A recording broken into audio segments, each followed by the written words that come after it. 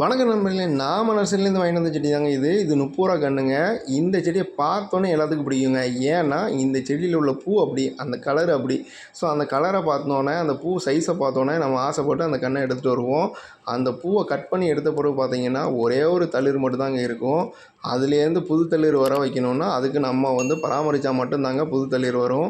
நம்ம நண்பர்களும் தோழிகளும் என்ன பண்ணுவாங்கன்னா, இந்த செடியை பார்த்தோன்னா டக்குன்னு வாங்கிட்டு வந்து நம்ம தொட்டியில் வச்சா அதே மாதிரி பூ வரும் அப்படிங்கிற நம்பிக்கையில் என்ன பண்ணுவாங்கன்னா வச்சு விட்டு வெறும் தண்ணியை மட்டும் ஊற்றிக்கிட்டே இருப்பாங்க.